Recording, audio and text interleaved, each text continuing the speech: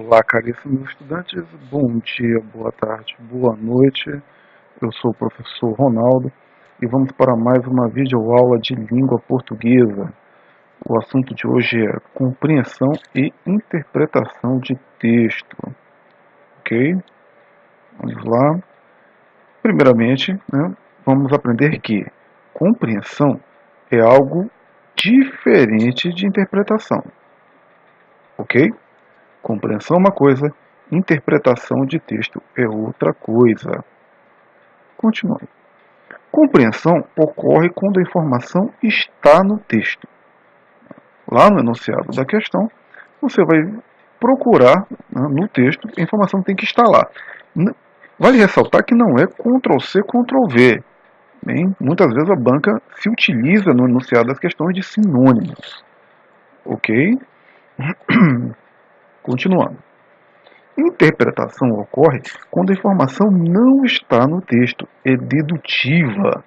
Ela vai além do texto. Tudo bem? E você pode perguntar, Ronaldo, como é que eu descubro quando é uma questão de compreensão e quando é uma questão de interpretação? Através dos comandos. Bem, vamos lá. Alguns dos comandos de compreensão. No texto, segundo o texto informa que, de acordo com o texto, o autor do texto diz que, o narrador do texto diz que, o narrador afirma que, na opinião do autor do texto, esses são apenas alguns comandos, ok, pessoal? Podem existir dezenas, centenas, quantos sinônimos existirem. Qual é a saída aí? Eu fazer o maior número possível de exercícios e a cada comando novo fazer uma tabelinha lá com os comandos de compreensão. Bem, continuando. Agora os comandos de interpretação, aqueles que vão além do texto. O texto encaminha o leitor para, depreende-se, infere-se, conclui-se do texto. O texto permite deduzir que é possível subentender-se a partir do texto que o texto pretende, a intenção do autor, o texto possibilita o entendimento, com o apoio do texto infere-se e etc. Vale aí a mesma dica para a compreensão. Resolva o maior número de exercícios possíveis e a cada comando novo de interpretação, você faz uma tabelinha lá. Tudo bem? Vamos continuar a nossa aula. Agora o passo a passo para resolver as questões de compreensão e interpretação de texto. Não é como você vai proceder numa prova. Primeiro, leia o texto com entonação, obedecendo a pontuação. Professor, o que é ler o texto com entonação? É você ler de verdade. Pode falar bem baixinho, ou se tiver muito complicado, pelo menos movimente os lábios. O pessoal da memorização, da leitura dinâmica, vai à loucura com isso, que eles ensinam a gente a ler com os olhos apenas. Mas no caso desse tipo de texto, na hora da prova, não. Você vai ler com entonação. Eu vou já ler um texto para vocês com entonação. E tem 1.1. Ao final dessa leitura, faça uma elipse com a ideia principal do texto dentro. Vamos já ver o exemplo. Item 2. Faça uma segunda leitura, mas agora separando os parágrafos e os períodos. Na primeira leitura, você esquece a caneta de lado. Nessa segunda leitura, aí sim você já vai rabiscar o texto. Se o texto for pequeno, tiver um parágrafo, se o texto for grande, tiver mais de um parágrafo, você separa por parágrafo. Põe a ideia de cada parágrafo. Se o texto for pequeno, com apenas um parágrafo, aí você separa os períodos. Períodos é aquela parte do texto que começa com uma letra maiúscula e termina com um ponto de interrogação, um ponto de exclamação, um ponto seguido. Bem? Terceiro passo. Vamos construir um mapa mental que serve para facilitar a visualização das ideias do texto. Ronaldo, o que é mapa mental? Mapa mental é um diagrama. A gente vai fazer um exemplo depois. que serve para você colocar as ideias lá, tá? E não ter que estar voltando 6, 7, 8 vezes ao texto. Tá? Um resumo das suas ideias. Ok? Vamos passar para o próximo slide. Exemplo 1. Está aí o texto. Tá? Não é um texto pequeno, você vê que tem 1, 2, 3, 4 parágrafos. 4, 5 parágrafos. Certo? É um texto já de para valer, né? Texto de concurso. FCC, Fundação Carlos Chagas, concurso TRT, 12ª região, 2013. Para responder a questão do número 13, considere o texto abaixo. Vamos lá? Vamos ler com entonação. Vamos começar. As certezas sensíveis dão cor e concretude ao presente vivido. Na verdade, porém, o presente vivido é fruto de uma sofisticada mediação. O real tem o quê de ilusório e virtual. Os órgãos sensoriais que nos ligam ao mundo são altamente seletivos naquilo que acolhem e transmitem ao cérebro. O olho humano, por exemplo, não é capaz de captar todo o espectro de energia eletromagnética existente. Os raios ultravioleta, situados fora do espectro visível do olho humano, são, no entanto, captados pelas abelhas. Seletividade análoga preside a operação dos demais sentidos. Cada um atua dentro de sua faixa de registro, ainda que o grau de sensibilidade dos indivíduos varie de acordo com a idade, herança genética, treino e educação. Há mais coisas entre o céu e a terra do que nossos 5 sentidos. E todos os aparelhos científicos que lhes prestam serviços são capazes de detectar. Aquilo de que o nosso aparelho perceptivo nos faz cientes não passa, portanto, de uma fração diminuta do que há. Mas o que aconteceria se tivéssemos de passar a lidar subitamente com uma gama extra e uma carga torrencial de percepções sensoriais, visuais, auditivas, táteis, etc., com as quais não estamos habituados? Suponha que uma mutação genética reduza drasticamente a seletividade natural dos nossos sentidos. O ganho de sensibilidade seria patente. Se as portas da percepção se depurassem, sugeria William Blake, tudo se revelaria ao homem tal qual é, infinito. O grande problema é saber se estaríamos aptos a assimilar o formidável acréscimo de informação sensível que isso acarretaria.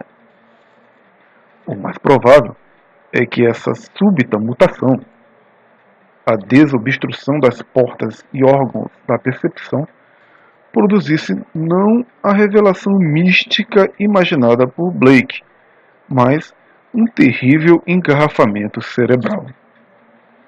Uma sobrecarga de informações acompanhada de um estado de aguda confusão e perplexidade, do qual apenas lentamente conseguiríamos nos recuperar.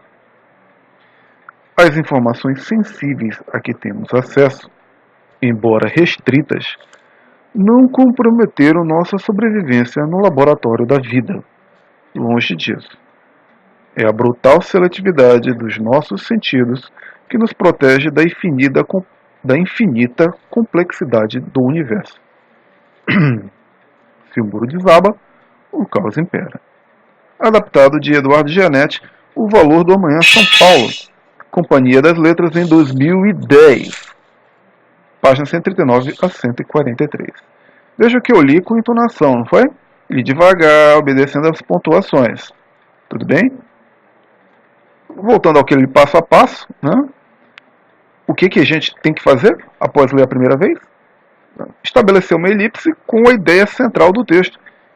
Bem, Aí, né, você pode colocar várias coisas, né? Eu coloquei aqui a seletividade dos 5 sentidos. Bem, ele fala, né, sobre aquela faixa, nossos 5 sentidos não captam tudo. Ele sempre tem uma seletividade. Tá aí a elipse, tá aí o assunto central. Tudo bem? Próximo. Estamos no exemplo 1. Aqui são as alternativas, né? No texto, o autor, aí tem a sequência de opções. Tudo bem? Então, no texto, né, é o nosso comando. É um comando de quê, pessoal? Um comando de quê? Comando de quê? Comando de quê? É um comando de compreensão. Então a questão se trata de informações que estão no texto. Ok? Lembrando que não é Ctrl+C, Ctrl+V, tá? Senão ficaria muito fácil. Às vezes eles usam, muitas vezes, na maioria das vezes, eles usam sinônimos. Tudo bem? Então vamos para o próximo slide. Aqui, agora você faz aquela segunda leitura, separando, né, os parágrafos, são 5, e eu separei os períodos também. Bom? Mas quando o texto é muito grande, eu aconselho apenas a fazer as ideias, resumir as ideias por parágrafo. Tá? Então faça a segunda leitura, pausa o vídeo, faz a segunda leitura e faz aí as marcações. Ok? Vamos lá para o nosso mapa mental. Vejam aí. É claro que quando você for fazer na prova, não precisa estar bonitinho assim, né? Isso aqui foi só para a gente usar o exemplo. Tudo bem? Seletividade dos 5 sentidos, né? Aí o meu primeiro parágrafo, claro, essas ideias são suas, subjetivas, faça com suas próprias palavras. No nosso primeiro parágrafo eu coloquei que o presente é fruto da mediação real, o real é ilusório e virtual. No nosso segundo parágrafo, eu coloquei a minha ideia, né? A ideia do parágrafo com as minhas palavras. Órgãos sensoriais são seletivos, olhos não captam todo o espectro. Raios ultravioletas são captados apenas por abelhas. Tudo bem? Terceiro parágrafo, esse vermelhinho aqui, né? Cada sentido possui uma faixa de registro, idade, herança genética, treino e educação. Né? Bem, como eu resumi lá. O quarto parágrafo, nossos 5 sentidos não transferem todas as percepções. O William Blake sugeriu que veríamos o infinito. Bem? E o quinto parágrafo, né, eu coloquei que o autor discorda de Blake. As faixas de percepção são necessárias. Né? Enquanto que o Blake diria que nós veríamos o infinito, praticamente teríamos superpoderes, o autor já diz que provavelmente a gente entraria em colapso. Certo? Ele discorda de Blake. Bem? Então aqui estão, resumidamente, né, a ideia dos 5 parágrafos. Vamos lá, continuando. Exemplo 1. Novamente, né, a lista de o enunciado da questão, né, e as respostas. Vamos marcar apenas uma. Tudo bem? No texto, né, compreensão, uma questão de compreensão, não esqueça. Alternativa A. Vamos colocar aqui os nossos parágrafos. Ok, vamos lá. Alternativa A. Lamento o fato de que os nossos sentidos não sejam capazes de captar a imensa gama de informações presentes no universo. Nós já lemos os 5 parágrafos, né, as 5 ideias, tudo bem? Em algum momento, lembre-se, tem que estar no texto a informação, tá? O comando é de compreensão. O autor, pessoal, ele lamenta o fato da gente não possuir os superpoderes que o Blake diria que possuiríamos? Não, né? Leia os resumos aqui com calma, você vai ver que em nenhum momento o autor lamenta. Ok? Alternativa B. Aponta para a função protetora dos órgãos sensoriais, cuja seletividade, embora implique perdas, nos é benéfica. Opa! Vejam aí. Já está mais ou menos de acordo com o que o autor quis dizer, não é? Vamos ver aqui o parágrafo 5. Ó. O autor discorda de Blake. Né? As faixas de percepções são necessárias. Bem, né? Ele não aponta para as faixas protetoras. Né? Ele discorda do Blake, não foi? Ela é benéfica. Né? Bem, mas antes de marcar, vamos olhar as outras questões. Constata que, com o uso da tecnologia, a percepção visual humana pode alcançar o nível de percepção visual das abelhas e vai vir a captar os raios ultravioleta. Em momento algum ele diz isso, certo? Então a gente já discorda do C, já põe a letra C de lado. Né? Discorre sobre uma das máximas de William Blake, né? Ou seja, ele fala, né, sobre uma das máximas de Blake, para que a quietação humana deriva do fato de não se franquearem as portas da percepção, certo? Na verdade, ele chega a falar de Blake, mas ele não concorda com Blake, ok? Tem aqui no parágrafo 5. E por último, a letra E comprova que as alterações na percepção sensorial humana causariam danos irreparáveis no cérebro. Ele diz isso em algum momento? Vamos ver aqui, né? Ele não fala, né? Ele não fala que em algum momento que os danos causariam danos irreparáveis ao cérebro. Ele não diz isso. O máximo que ele diz é que nos recuperaríamos lentamente, não foi? Certo? Veja o nosso resumo aqui, em nenhum momento ele diz que nosso cérebro ficaria com defeito por causa das percepções. Tudo bem? Então, senhoras e senhores, qual é a opção a opção correta? Né? Aí, é a letra B. Né? Realmente ele aponta para a função protetora dos órgãos sensoriais, cuja seletividade, embora implique perdas, nos é benéfica. Tudo bem, pessoal? Aí nós vimos um exemplo de compreensão, né? Já tirado exatamente de um texto de concurso. Vamos para o exemplo 2 agora. Vamos fazer aquela leitura com entonação.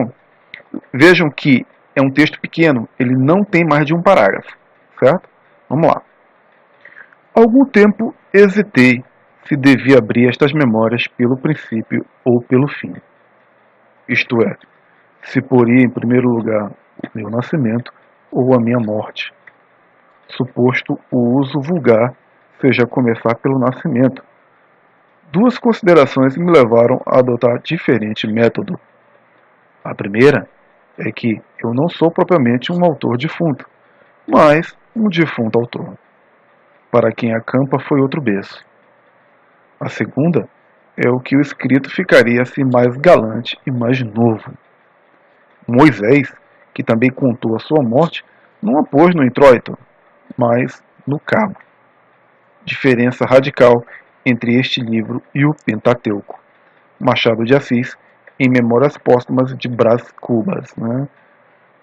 Talvez você não conheça essa palavra introito, não usamos muito, mas quer dizer no início do texto. Tudo bem? Então fizemos aquela leitura com entonação, obedecendo a pontuação. Certo, pessoal? Então, como é de praxe, né? O que vem a gente faz a elipse com a ideia principal do texto, que é a decisão de começar a história pela morte. Né?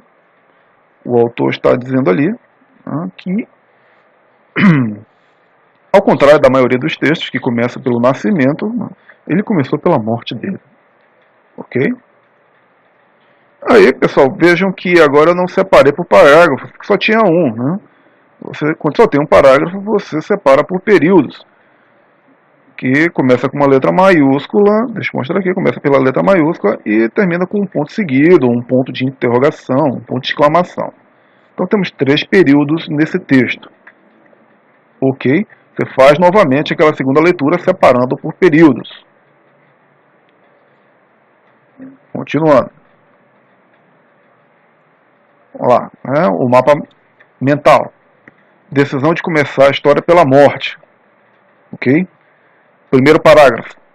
Começa pelo nascimento e pela morte. O primeiro parágrafo ele tem a dúvida. Okay? Você pode pausar o vídeo e voltar lá que no primeiro parágrafo ele tem a dúvida ainda. No segundo parágrafo, esse azulzinho aqui, ó, desculpe, pessoal, parágrafo não, período.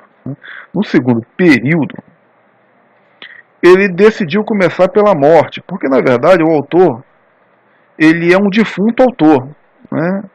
Ele faz um jogo, um trocadilho, né? Ele não é um autor defunto. Ele não escreveu vários livros em vida, né?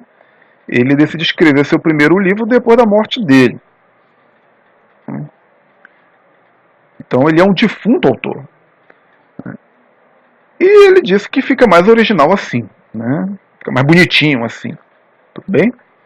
No terceiro período, o livro, ele diz porque que o livro é diferente do Pentateuco, que são os primeiros 5 livros da Bíblia atribuídos a Moisés, né? Moisés, né? Porque Moisés o Moisés contou a sua morte apenas no fim. E o autor começou com a sua morte, o livro Moisés começou, como é de praxe, né, contou a sua morte apenas no fim. Tudo bem? Então aqui é o mapa mental. Sempre lembrando, tá bonitinho assim porque a gente está na tela do computador, mas na hora da prova você vai fazer lá com resumos, tá?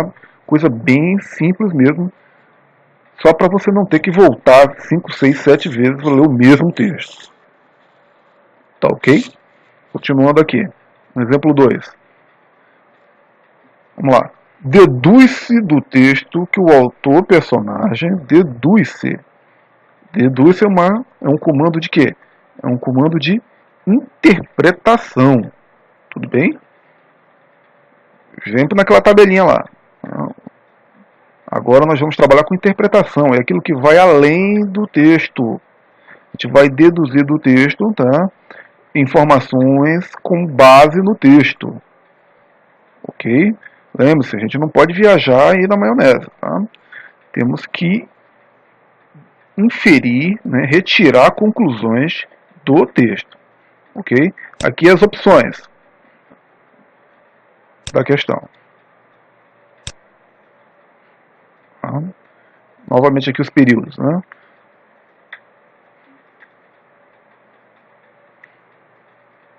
Letra A. O autor está morrendo? Vejo aqui nossos períodos. Nossos resuminhos. Né? O autor está morrendo? Não, né, pessoal? Ele disse que ele já morreu. Porque ele disse que ele é um defunto autor. Viu? Então, ele não está morrendo. Ele já morreu? Provável, sim, né? Mas para desencargo de consciência, vamos ler as outras questões. Ele não quer morrer? Não, ele já morreu. Ele é um defunto autor. Ele não vai morrer? Ele é um defunto autor. Ele renasceu? Claro que não. Né? Então, com base aqui nos nossos resumos das ideias dos períodos, a gente já sabe que a alternativa correta é a letra B. Né? O autor já morreu. Tudo bem, pessoal? Então foi a conclusão que nós chegamos. É a conclusão correta. Tá? Então é isso aí. Essa foi a nossa primeira aula, tá, de interpretação do texto. Então, um abraço, até a próxima e tchau!